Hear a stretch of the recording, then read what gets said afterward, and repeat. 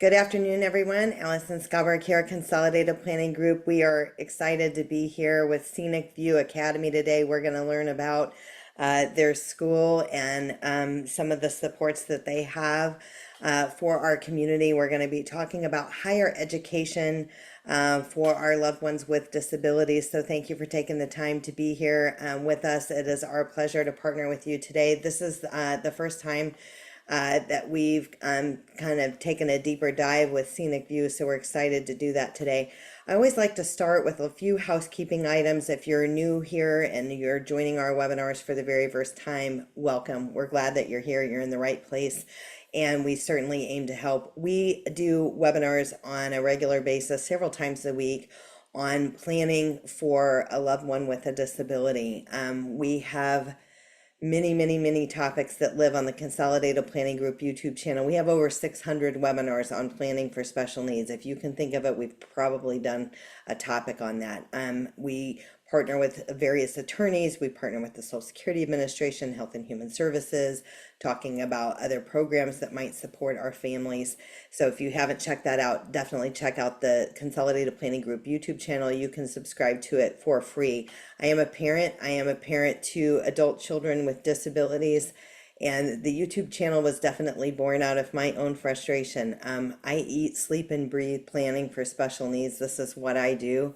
And I found it unnecessarily difficult when we were transitioning into adulthood with my kids. And so the YouTube channel was designed to give you some tools and resources to empower you on your journey, as opposed to feeling defeated, which is a lot of times as parents, we sometimes feel defeated. It's so much to take in, and how I can accidentally mess something up and things like that. So we really try to help you along the way. Consolidated Planning Group is a holistic special needs financial planning firm. We're nationally certified as Social Security advisors. We're members of the Special Needs Planning Academy and chartered special needs consultants. Our whole firm is nuanced in planning for a loved one with a disability. And when it comes to planning for a loved one with a disability, as a family, it's a big job. It's almost like another retirement bucket. If you're married, we've got two retirement buckets. We're going to retire. We're going to stay retired for 25 to 35 years. And then if we have someone we love that has a disability that may have care needs for the rest of their life, then we're planning for our money to outlive us, and how much money do we need to fund a special needs trust. So we help people put protection plans in place. We do a lot of lifetime care planning, transition planning, knowing when and how to apply for public benefits, how to have money in the right buckets to preserve the eligibility for said programs. We help people open ABLE accounts, and we do a lot of advocacy by way of our webinars. And one of the things that we say, and we partner with attorneys all the time, we like to be clear on what our role is and what an attorney's role is, because it's different. A lot of times people call us and they'll say, Allison, I need guardianship, or I need to set up a special needs trust. And we actually work very closely with the attorneys. They're the legal documents, they're the paper, we're the money. How do we fund such things? How do we pay for higher education? How do we fund the special needs trust? What does this look like? And so when it comes to planning for special needs, we really suggest, whether you work with our firm or someone else, we really suggest that you work with a professional that is specifically nuanced with special needs, because there's not very many of us. There's over 260,000 financial advisors in the US, and about 150 total have any background in special needs. So your situation is specialized. We really suggest that you work with a specialist wherever you are, whoever you work with. So, really plan on that. So having said that, I am excited for you guys to be here with us today. We're going to be learning about Scenic View Academy on the front part of this webinar.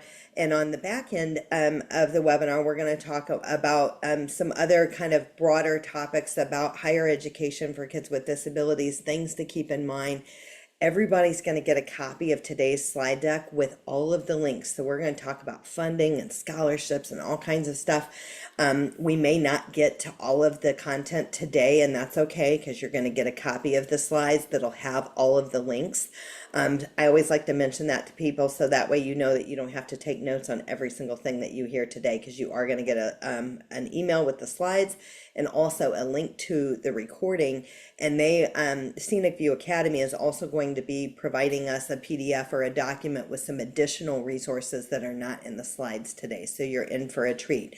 We are in webinar mode today, which means that we can't see you or hear you other than our speakers. We know you're here. We're glad that you're here, and we invite you to put your questions in the chat box as we go through our presentation today, and we'll get to just as many questions as we can during the time that we have together.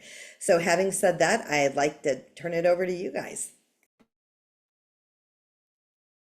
All right. Hello, my name is Amber Wood. I am the admissions coordinator for Scenic View Academy. I have been here for 10 years and I absolutely love my job. I love giving hope to families. Hey, and I'm Ryan Miller. I'm a program director at Scenic View. I started as an intern back in 2006, doing my master's of social work intern, and then worked as a therapist here right after that for a while, and now in administration, and love being here at Scenic View, and grateful to be part of this webinar today. And I'm Jared Stewart. I'm another program director here at Scenic View Academy. I'm also an adult with autism with an autistic son in college right now, and have 2 master's degrees myself. So this is a subject very near and dear to my heart. All right, well, we're going to just kind of introduce you to Scenic View Academy. We are in Provo, Utah. We have been here now for 24 years. We just celebrated our 24th anniversary actually last month. So the mission of Scenic View, we are a nonprofit transitional school for young adults that have autism or other neurodiversities. We empower our students with the skills and tools that they need so that they can live independent, productive, and fulfilling lives. Our campus is very much like a college-style campus for our students, where we welcome them into a community, and they receive the support that they need, and we're able to support all of our neurodivergent individuals. So there's some criteria that we're going to look at as far as like what we accept for our admissions process. So we accept those that are on the autism spectrum. They may also have ADHD or other learning differences. Sometimes we get students that maybe don't have an official diagnosis, but maybe have those autistic traits. So we accept students ages 18 to 30. We also accept students ages 30 to 39, kind of on a case-by-case basis, but we do have a lot of older students as well. Our average age right now is about 22, 23 years old. We accept all genders, so male, female, and non-binary. Some of the criteria for our students is we really want them to be motivated and have that motivation and potential to live on their own independently. We need for them to be able to have the ability to complete their ADLs on their own. They also would not have continuous supervision that is needed. We also want there to be not any severe behavior issues. We also prefer that they are medically and mentally stable. We like to have all of those mental health issues kind of managed before they come to our program. Also, we prefer that they not be a risk to themselves or to others around them. The average length of stay for our students is 1 to 3 years. And it really depends on the student and kind of how they go through the program. There'll be certain benchmarks that we want them to reach. They will have a transition plan that will kind of outline their strengths and struggles and what their goals are that they're going to work on during the program. And so we really just want to make sure that they're making progress in the program. And Ryan, do you have anything to add to that? Yeah, just kind of thinking about like how the program kind of flows together that Amber talked about, this being a college-style campus. We have 3 semesters a year that align with the local universities. Our students go through a registration process similar to like you would at a college, where you are picking your classes that you're going to take for that semester. The thing that's unique, though, is these classes, instead of being a class like in U.S. history or chemistry, they're classes in independent living skills or budgeting or social skills and things like that. All of our students also work on campus. So I'll kind of go through these services here. The focus of our program is our Live, Work, and Thrive program. And then these other clinical, behavioral, and service coordination are supports to students as they set goals in our Live, Work, and Thrive program. So in Live covers a lot of different services, and we have specialists that work alongside students in each of the areas. So for example, we have like 2 transportation specialists. Their job is to teach students how to use the transit services, and within a semester or 2, our students are traveling all around the area. Some will go even an hour away and do things and come back to campus during the free time.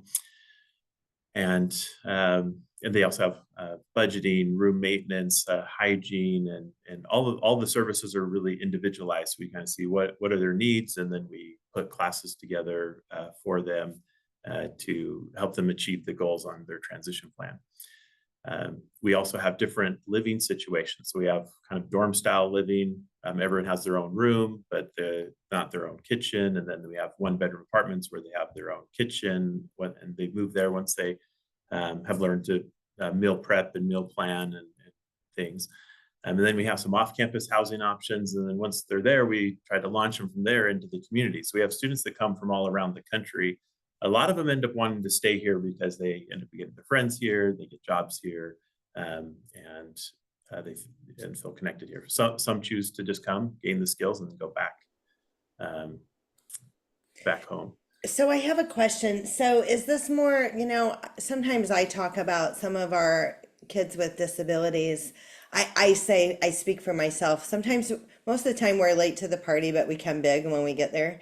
So like, at 18, we weren't really ready for higher education, like at a university or the community college.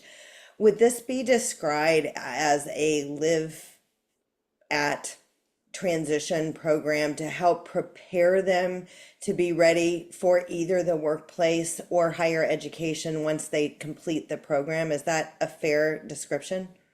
Yeah, that's definitely a fair description. And we start all our students, we actually hire them. So all of them start working right away, 15 hours a week, like 3 hours every day, just so they get those work habits.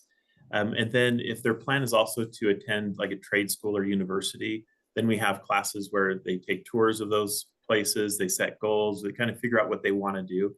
And so some kind of start that process kind of later in their stay, some start it kind of earlier on in their stay, but we do have students that are attending trade schools and the 2 local universities. I really love this because honestly, as a parent, I made a mistake. We went to the community college too soon. It was my fault. It wasn't my kid's fault. My kid wasn't ready, wasn't mature enough. It wasn't that they weren't capable. They just weren't ready, if we're 2 to 4 years behind our peers or something along those lines. And so I think this is a better path to success. So that way, when they are ready, then they're having success. I feel like I might have set my child up for failure because she wasn't ready. So when we had some of, the issues that we did, they should have been expected. But, note to self and parents, we're all trying this as we go along. And my kid was super excited about higher education, and it was simply the maturity side of things that we just weren't really there yet. So having this program, I think we talked to families about what's next. So is the kid going to stay in the public school to 21 or 22? Are they going to leave the public school at 18? And what is next, and preparing and planning for what's next is important, because what we really are trying to avoid having happen is that the kid is coming home from public school, whether it's 18, 21, or 22, and sitting at home and not having community, not building their skills, not taking it to the next level. They're playing video games or that kind of thing. So I think thinking these through is really important. So I love what you guys are doing. Yeah, and we appreciate that. And it's so hard to, as parents, to try to craft what's that next step of challenge that's going to be, that's going to lead to a learning experience and a good experience overall, so their motivation can grow over time. And that's all something that we take all that into consideration when we set up like what their next steps are and their goals. We try to break it down to small enough baby steps where it's just that next step of challenge for them. But we also try to approach it with an approach like, hey, try it out. And let's say it doesn't go well. Like in this semester, you have to drop your classes. Then let's learn from that. And then the next time we try it, it'll go better, as long as we kind of have an open mind and are willing to learn. What percentage of your students are from out of state? I know we have a lot of clients that do have kids that are out of state in various programs. And you have supports for students that are coming out of state? Yeah, yes, we do. Yeah, so 30% roughly come from out of state. Sometimes more, a little more, sometimes a little less. Perfect. We have about 65 students total. About 48 are living on campus, and the rest are living out in the community. Very nice. Yeah. Okay. I might say just one more thing about our work program real quick on that previous slide, if that's okay. Then Jared can take this slide. But just so everyone knows, we said we hire our students. All our students work on campus. We also have worked with over 100 employers in the community where they take our students as interns. So we continue to pay their wages, or that's included in like the fees for being at CDVU. So we continue to pay the students during their internships. And then sometimes we bounce around to different internships. And then again, the goal is to get them jobs in the community. But we have a really robust work program as well. And this slide is just some cool stuff we wanted to point out about fun things been going on with us the last year or so. We had Viewpoint with Dennis Quaid from PBS came and did a little documentary on us as like a little positive story. We Love on the Spectrum, if you like that show, is coming to watch us and film on campus for season 4, it looks like. We had Temple Grandin come for a few days, and I got to hang with one of my heroes, and that was really awesome. And then every year we do what's called AuhtCon, which is a convention put on by adults with autism for adults with autism that takes place on our campus. Even though our students don't have to have autism to come to Scenic View, that is the predominant diagnosis. And because of our connection with autism there, we also run the National Autism Symposium, which is coming up in Sun River, Oregon next month. So yeah, that's just, if you want to find out more, just scan that QR code. Is the autism symposium something that people can sign up for and attend virtually, or is it only in person? Or tell us a little bit more about that symposium. It's currently only in person, and it is mostly for professionals. We do local trainings, a lot of local trainings, and some with the local universities as well for more for parents and that kind of stuff. Perfect. And this is just our contact info. Again, if you want to email us, probably a lot of other questions that we do not get to today or that you think of later, feel free to reach out. We're always happy to help. And if we don't know the answer, we're happy to try and point you to somewhere where you might be able to get it. So you guys have like free consultations kind of to learn more about the student and learn how they may or may not be a fit. And do you guys I know you do tours in person, but do you do virtual tours, and kind of what is the process? Just tell us a little bit more about the process and how a person would learn more, and when you're enrolling for fall or that kind of thing, or is it rolling enrollment? Yeah, so I was just going to say that QR code right there will actually take you to our website. Our website is a great resource for families to kind of look through. Got some great videos on there as well. The admissions process, We have them go to our website. There's an admissions inquiry form that we'll have them fill out. And then once I get that information, then I will reach out and set up a time where we can meet virtually. Because we do get a lot of families that are from out of state. So I just kind of get to meet the student and the family virtually. And then depending on our conversations, we can potentially set up a tour. And I do virtual tours. In fact, I just did one yesterday, so I can do tours virtually.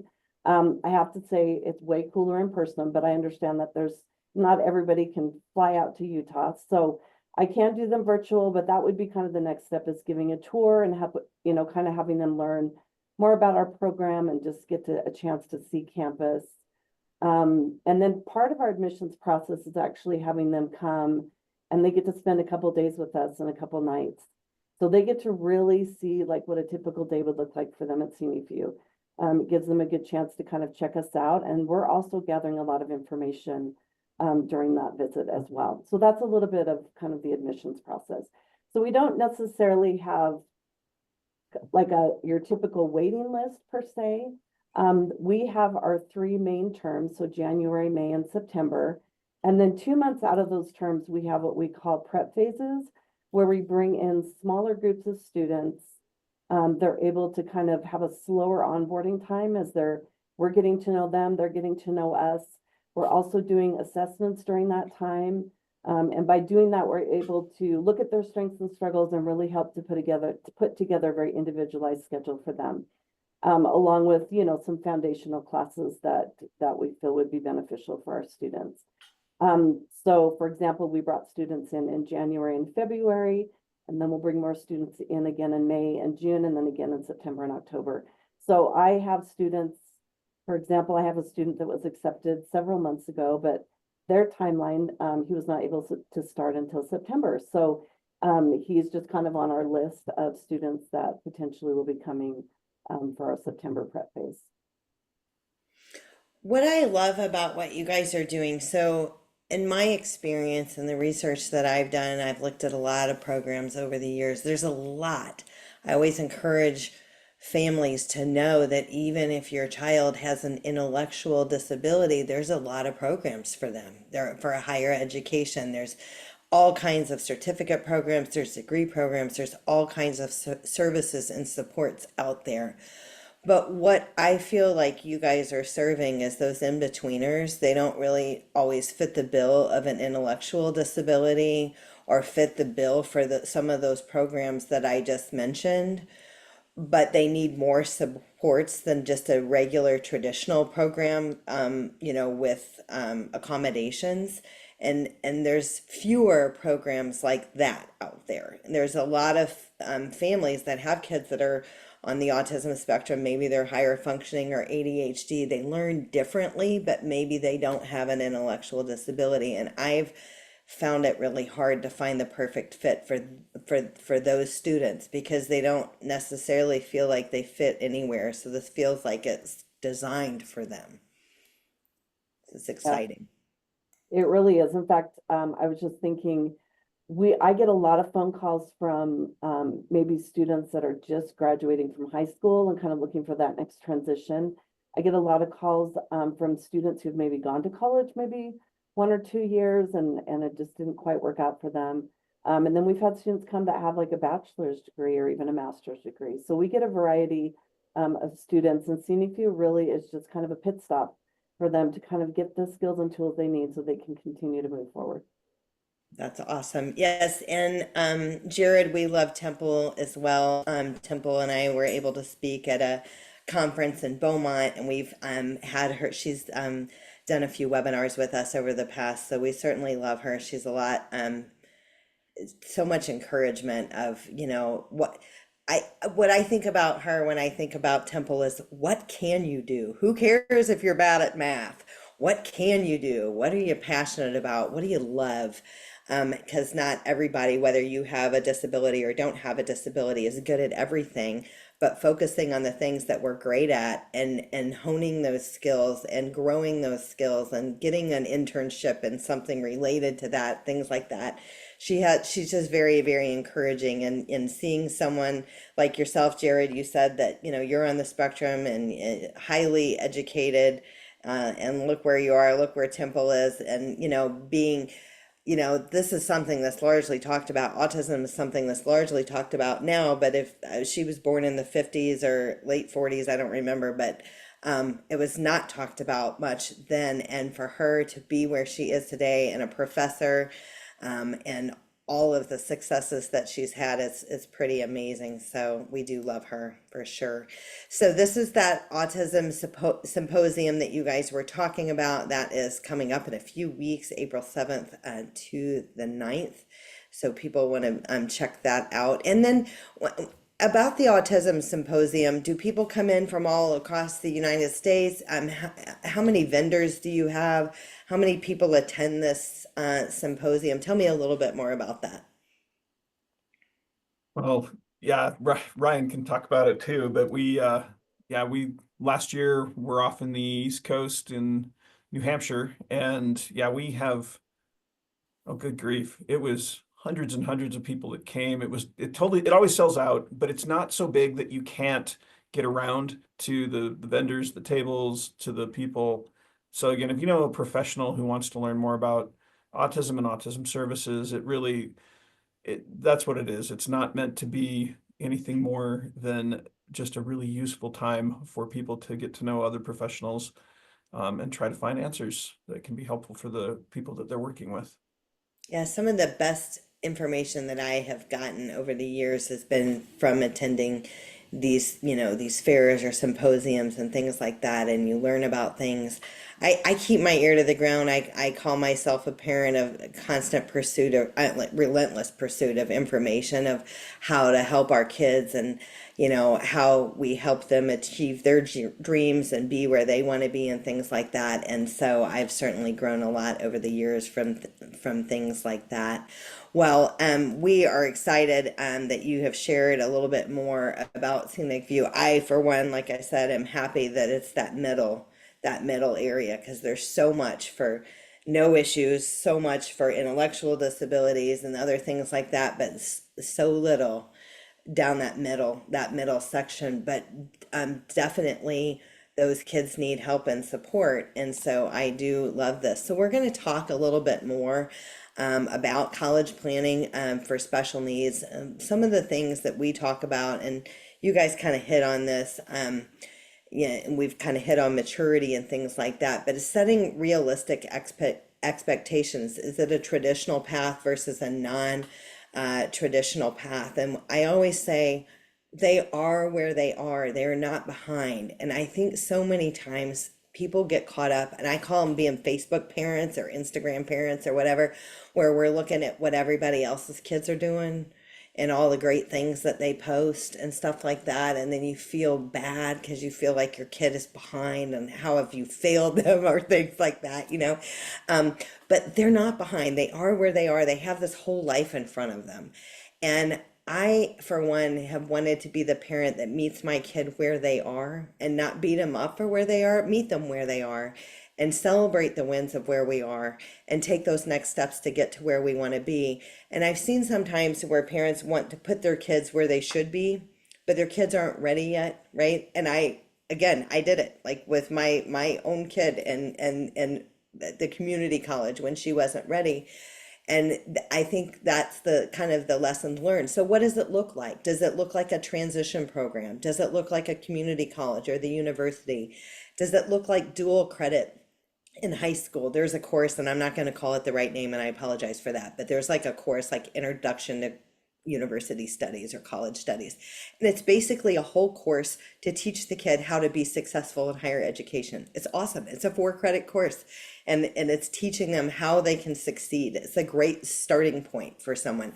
That might be a great starting point to dip your toe in during the summer or something along those lines, to try it out. Transition programs, trade school, certificate programs and licenses. I'm a fan of certificate programs and licenses Some of our kids really don't have that attention span to go to school for 3 or 4 years.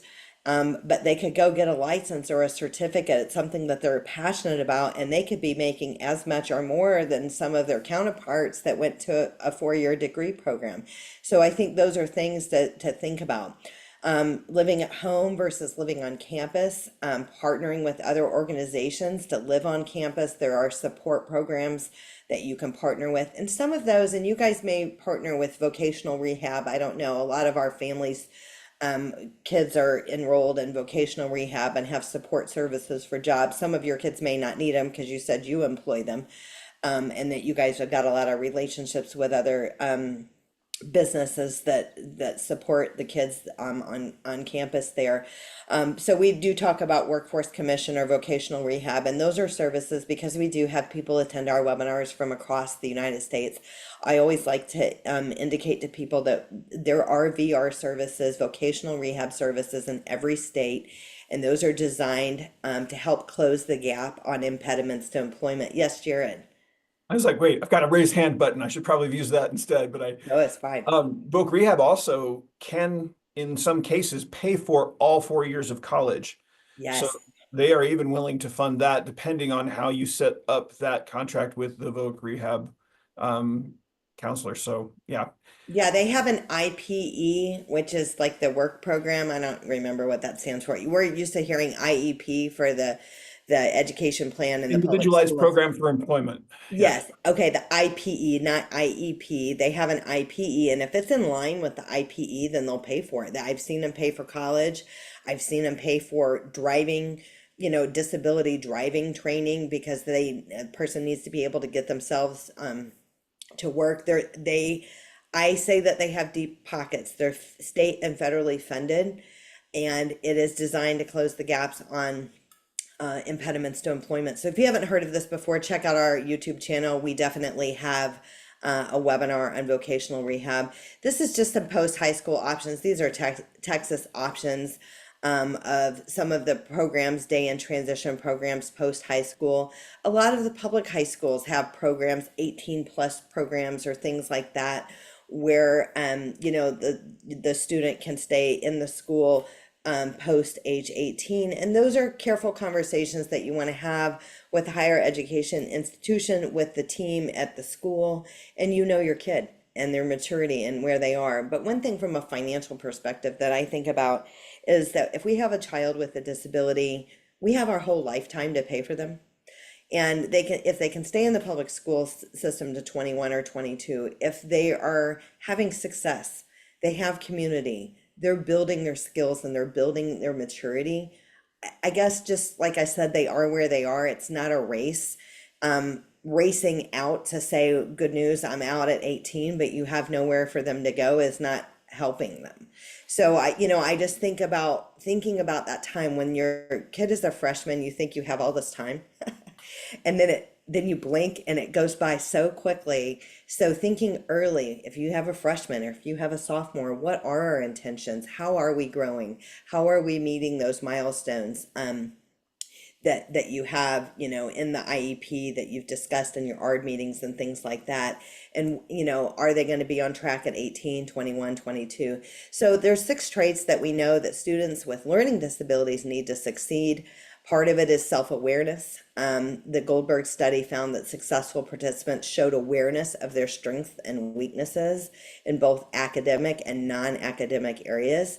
Being proactive is one of them. And, sometimes the being proactive, we have to tell ourselves as parents to take a step back a little bit, help themselves, and being proactive on some things like that. Sometimes, especially if we have ADHD kids that are forgetful and things like that, where those little constant reminders, we're not helping them. Sometimes I use the word fail forward, and it sounds like a mean thing, but I believe in failing forward. We've all had failures before, and we learned from that, and we adjusted and adapted accordingly, and they need that too. Perseverance, goal setting. presence and use of effective social supports and emotional coping strategies. And you guys hit on that, like emotionally stable. That's an important one. Sometimes our kids that are on the spectrum are ADHD. Sometimes they have explosive anger. They go from 0 to 1,000 very quickly. And being able to manage that, some of it's just coming with age and maturity and things like that, but having those coping strategies, because it's not always easy. Higher education or taking the next step or living away from home and things like that, it's not always a picnic, but it isn't for anybody. But knowing how to cope and how to get help and support when you need it is important. So one of the things that we talk about, accommodations and offices of disability on a college level or university level, I always tell people, do your homework. What you got in the public school or the private school doesn't mean that it's a slam dunk and that's what you're going to get in higher education at the community college or the university.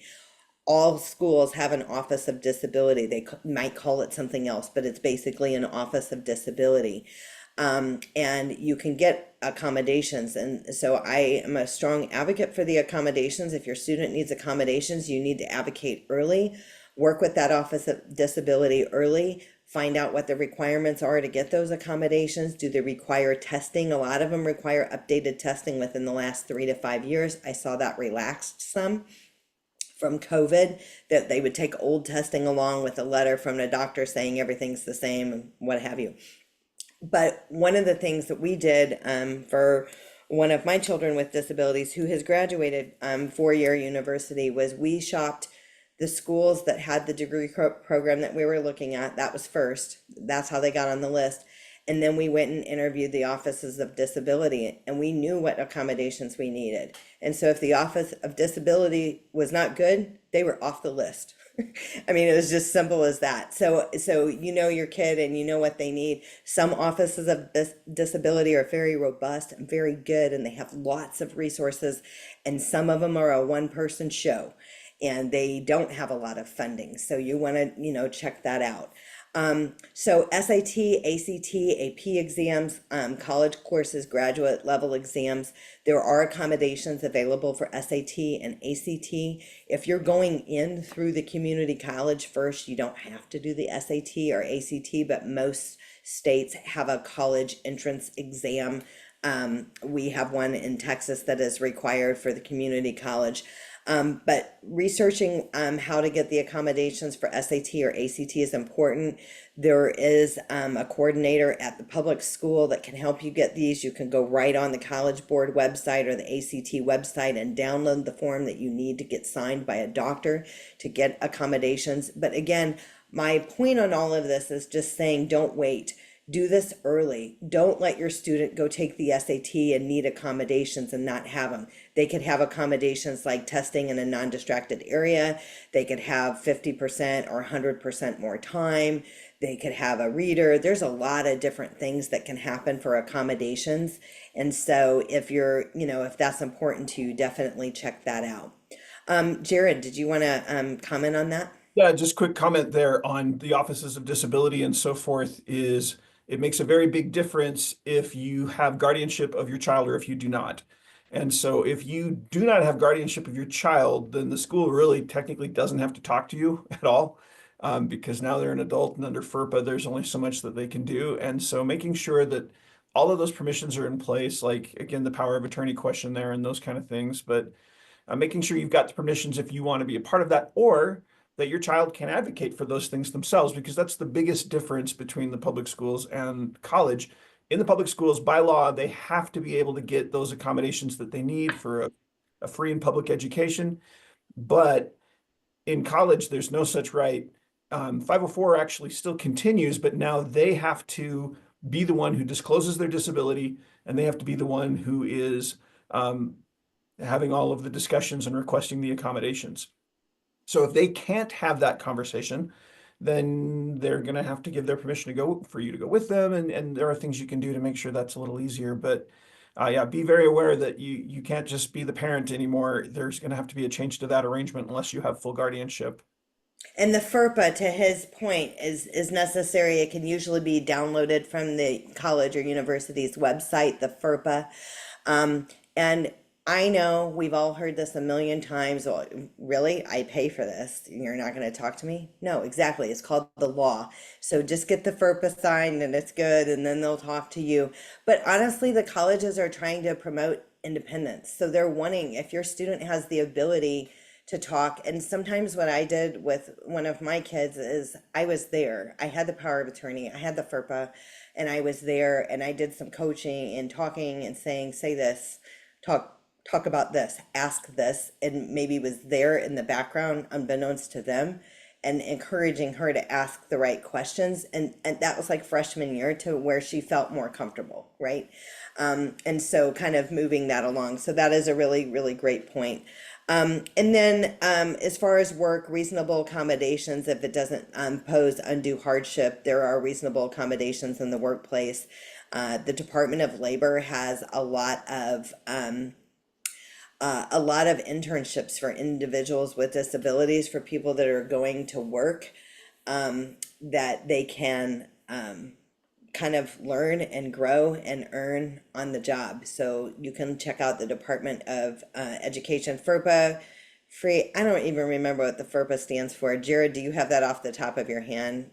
Yeah, the Federal Educational Records and Privacy Act or something like I don't have That's it right good. off the top of my head either, but it's HIPAA for higher College. education that basically says the school can't give information about any of its students out, that their identities are protected. And so without that student's explicit permission, you can't get any info. But that's going to be, again, without some type of guardianship, you got to make sure you can work that out with your child. And And I'm to not, your point on the guardianship, some schools will not take your child if they're under guardianship. So that's yep, something, and we're not telling you to do guardianship or not do guardianship in the state of Texas. Different states have different rules, but it's least restrictive, most appropriate for the ward is what they use. Least restrictive, most appropriate is what you're supposed to do. I'm not a fan that of for people that should be under guardianship not to be under guardianship, because a lot of things can happen adversely. Um, and I don't think the decision for guardianship or not for guardianship should be made based off of education plans, right? I think that it needs to be the least restrictive, most appropriate for that individual. And we have entire webinars on that topic, but I just know that some of the higher education institutions have strict rules against guardianship. And so you want to ask that early on and learn that. And like I said, I had a list, on the list, off the list, on the list, off the list. Like, you know what you need, and, and I was singularly focused on what do we need to be successful, to win, to graduate. And we did. So it was worth the effort, right? So we think that that's a good idea. So I'm not going to spend a lot of time on this slide. This is just in-state educational options, post high school. Some of them are certificate programs. Some are at the university, some are at the community college, some are not college related, but they're like learning skills like coding or something along those lines. So there's a lot of programs out there. can Jared? I jump in here for a second, Allison? Sure. If California, one of the only good things California does is that they have a website that is called thinkcollege.net. Yes. And thinkcollege.net will, you might already, oh, you already have it on here. Yeah. I think we Okay. have a So, slide on that today. Yeah. oh, then I'll shut up about it. But yes, like there are so many options out there now that were never out there before. And so just three things to consider though. If you're looking at college, the first biggest one is, what is your goal? Why are you sending your child to college? Why do you want them to go to college? Because it's very different if you just want a college experience, or if you actually want a degree, or if this is about employment. And there are other routes than college to get a lot of those things. So make sure college is the right goal. And then once you figured out what that goal is, the next piece is to figure out your options. And yeah, going to these websites, that kind of thing, doing your homework with those options, and then finally the supports that they'll need while they're there. And so each one of these options is going to have very different supports and going to be catering to very different individuals with different needs. And so you cannot overemphasize enough how helpful it is to be able to spend that time, if you can, to really be picky about where you send them and not feel like again, Allison, I loved how you were saying, like, you don't have to like push them right in at 18, right? Just like your person with disabilities doesn't have to drive at 16 or whatever the legal driving age is in your state, right?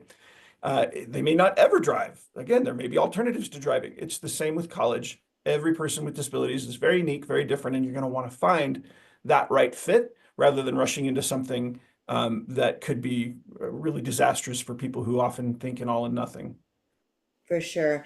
And this is just the Texas Success Initiative assessment. This is the test I was talking about that is needed to enter into college or higher education. They test math, reading, and writing.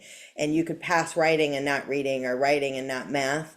And this is what tells you if your student can go to higher education and take 4 credit classes, or if they would need to take non-credit classes to get them up to speed. And quite honestly, you just should know that all across the US, not just here, all across the US, many people without neurodiversities are graduating high school and unable to pass this exam, and are taking non-credit classes or studying to be able to pass the exam. You can take the exam multiple times. There's all kinds of practice. Usually the university or the community college has some practice stuff for this exam, so you can practice for free.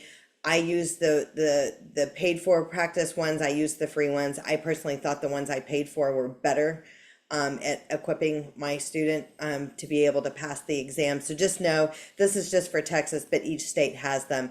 So he was just mentioning Think College a minute ago. Definitely a fan. We've definitely done a webinar with Think College in the past. And Think College is really the only directory of its kind that features colleges and universities post-secondary education programs for students with intellectual disabilities, other types of disabilities. So you'll want to check that out. And that's programs all throughout the United States, not just in one particular state. So definitely check that out. I am a fan of Jody Glau. She is an independent educational consultant. She's the founder of Custom College Consulting, and she specializes in working with students who have learning challenges or differences to find their best fit for post-secondary education. So this is for the busy families that may say, gosh, this seems like such a huge job. Allison was talking about shopping the offices of disabilities and all these other little things and accommodations and all this stuff. Hiring an independent consultant might be good. There are a lot of college consultants out there, and just like I said, there's a lot of financial advisors out there, but very few are nuanced and working with special needs. There are a lot of college consultants out there, but very few are nuanced and working with a person with a disability, and that's why we like Jody.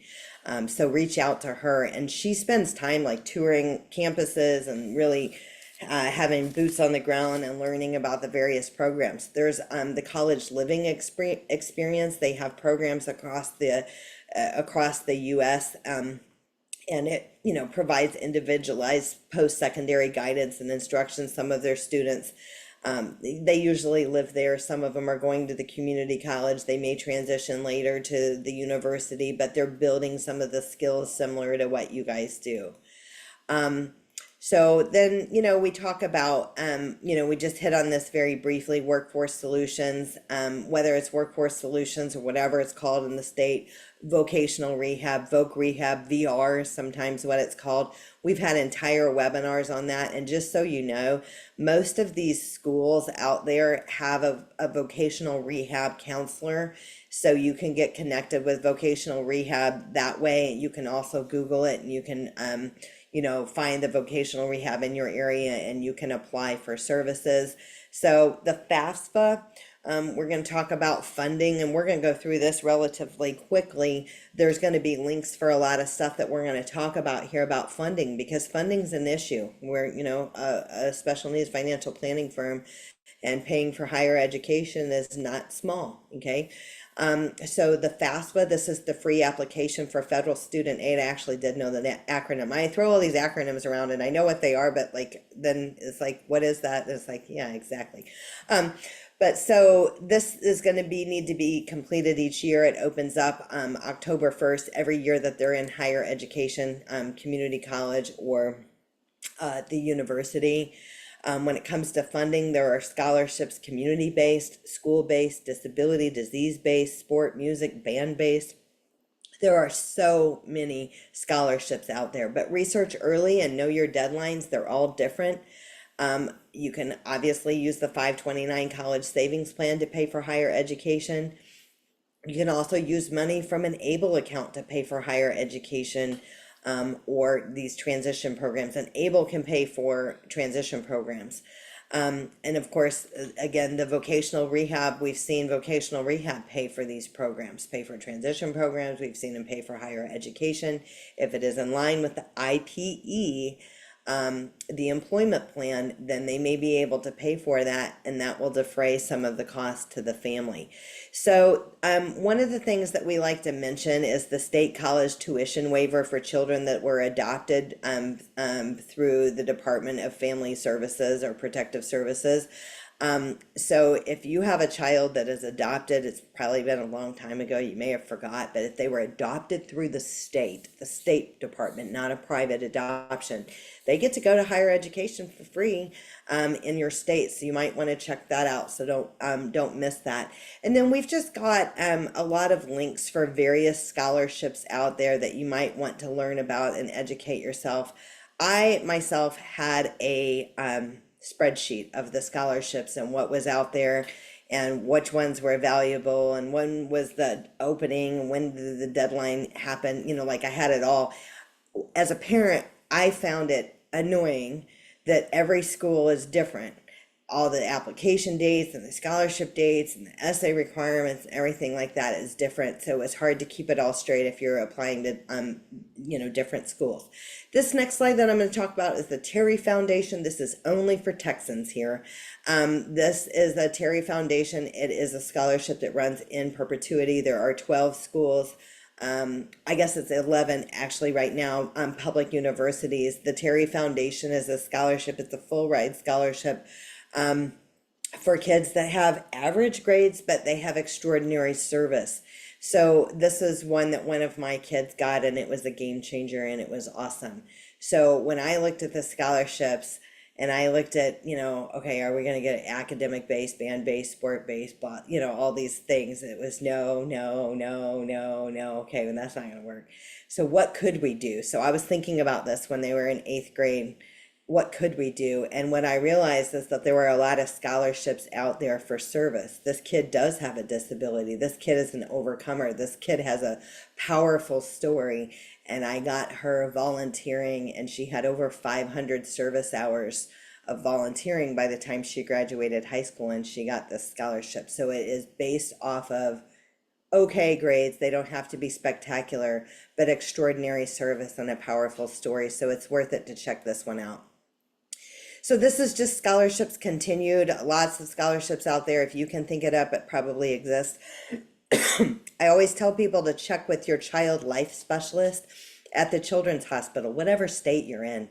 If your child sees cardiology, oncology, neurology, whoever they see, a lot of the child life specialists may have lists of scholarships or specific scholarships that are disease specific. There are even scholarships for kids, siblings of kids with disabilities. So check it out. It's worth looking at it.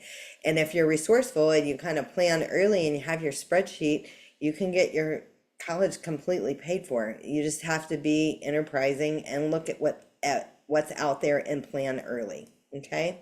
So just pages and pages of scholarships that you guys can check out. Again, you guys are going to get a copy of today's slides and a link to the recording. Sorry, I didn't update that book. There's a FISC guide to colleges. It's updated for 2025.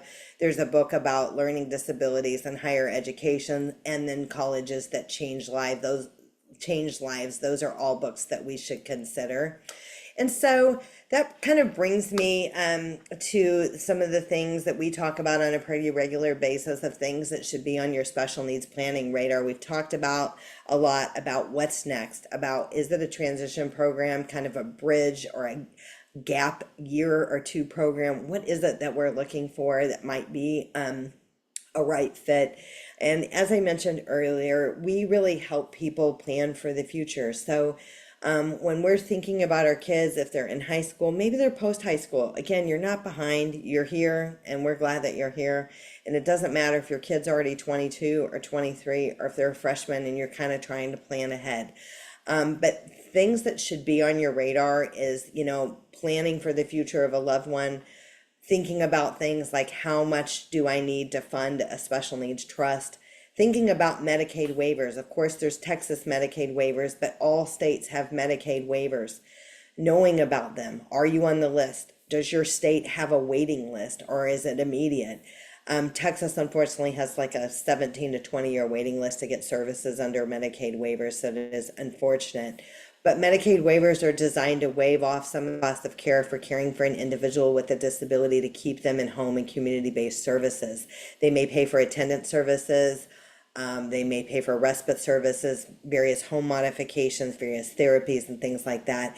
And it is good to help defray some of the cost, the out-of-pocket cost to the family. So understanding more about that. SSI, SSDI, understanding the differences and knowing when to apply. ABLE accounts are a place that we can have money that won't be counted against a person for SSI and Medicaid purposes. Beneficiary designations and how critically important it is not to name your loved one with a disability directly as a beneficiary, as opposed to the special needs trust for that said individual, because we want to keep them eligible for state and federally funded programs. And a lot of these states, it just depends on what state you're in. Now, all states are different. California is different, but for the most part, the Medicaid guidelines are $2,000, like not having more than $2,000 in your name. And some states are a little bit different. So if you're on here from another state, you can reach out. We can help you directly with that. Special needs trust. Do you have one? Why should you have one? How to fund them? And knowing that child support, a lot of states have child support. If you're in a divorce situation or a child support situation, that child support continues post age 18. That child support needs to be redirected to a first party special needs trust, or it is going to count against the person for SSI purposes in the future. So thinking about those things. Start touring residential living communities, transition programs, places like Scenic View Academy. Start having these conversations, learning more about them, taking the tours, creating and curating that list I was talking about, my ever-loving list. Oh my gosh. I think back to that time, and I'm so glad that I'm past that, because it does feel like it's a stressful time when you're kind of thinking about all this and you're trying to narrow it down and you're trying to figure out what's next. But you blink and it's over, and success and things like that. So just think early. And we talked about this earlier: guardianship, power of attorney, healthcare power of attorney, supported decision-making agreements. And I always just like to encourage families to know that you don't have to know everything about this. You don't have to know slam dunk, I need guardianship. You just need to work with an attorney that is specifically nuanced on that. Their job, I don't care what state they are in, is to talk to you more about your loved one, to learn about what they're capable of or incapable of, and to guide you in the direction of what is best for your loved one. So having intentional conversations early. Most of the time you can start that guardianship process 6 months prior to them turning 18. So if you are filing for guardianship or partial guardianship, that it can be in place when they turn 18 or really close to their 18th birthday. So you'll want to look at that. And then of course, we've been just talking about this the whole time: post high school education options and kind of what's next for your student. Well, we work on a collaborative team here at CPG. Again, nationally certified as Social Security advisors, members of the Special Needs Planning Academy, and we stand ready to help you plan for the future of your loved one. We're glad that you took the time to be here with us today. We are grateful for Scenic View Academy and sharing their awesomeness and what they're doing out there in Utah. And we always offer free personalized consultations. So if you want to take a deeper dive, maybe you had questions today that you didn't ask, or you need some additional help, and we always offer free personalized consultation. It lasts about 45 minutes. It's designed for us to learn a little bit more about you, what planning you've done so far, where are you in the journey, and how can we help you, going forward, or take the next step, or kind of meet you where you are. Some people have done a lot of planning, and they have a special needs trust, and they have all their, guardianship or alternatives to guardianship set up, and they've just done a lot of planning. Some people have gotten started and then they put it on their shelf because their lives got busy, and they didn't pick it back up. And then some people would say, I'd be embarrassed for you to know what I haven't done. And I would just like to encourage people, don't beat yourself up. It's not about looking back. It's about looking forward and taking the steps that you need to take for your loved one to be successful, but for you. Our lives look a little bit different. If we have a child that may have care needs for the rest of their life, our kids don't sail off into the sunset, go to college, get married, and sail off into the sunset, and we're footloose and fancy free. Our retirement looks a little bit different. So there has to be balance. There has to be balance for the parents who have worked their whole lives. Whether you've worked outside of the home or you've worked as a caregiver, there has to be balance for your loved one.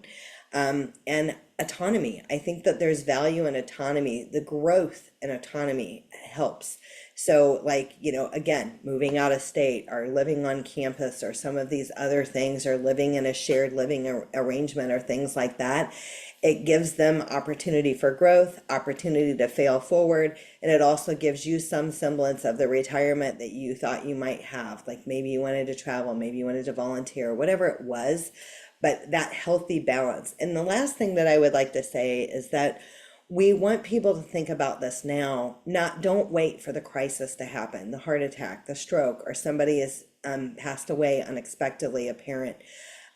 What we have seen, especially for kids on the spectrum or ADHD, our kids don't like change that much.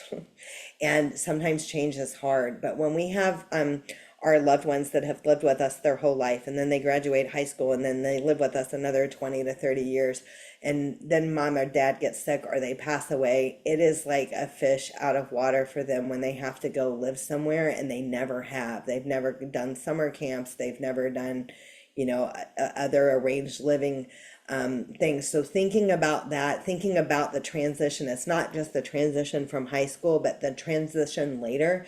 Because one day, and I know it's hard to believe now, but one day there comes a day where we can't provide the caregiving services that we once did.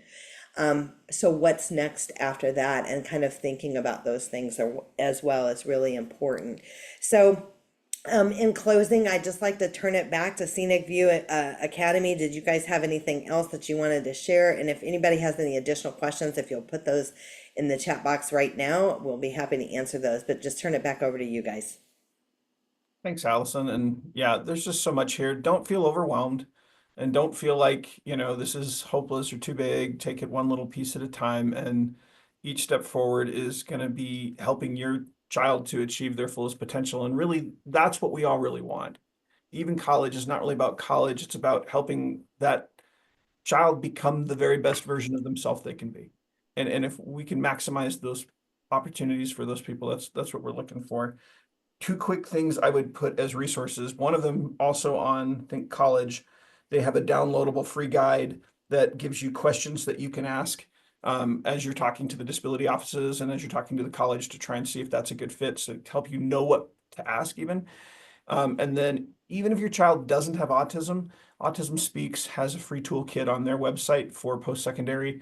It's like 50 pages long. It's totally free, and it can be applied pretty broadly to most disabilities to help you, again, walk through all the considerations and planning, because college is a big change, and it's not just the change of school, but you'll also want to make sure that you have a plan in place for each of the little changes that are involved in that, whether that's living on their own, transporting themselves, having a roommate, cooking their own food, all of those things will require plans as well. And you may want to ease into that. Just let's take one class and try the living at home. And then we'll take two classes and try living at home. And then we'll try living out there and taking one class or whatever.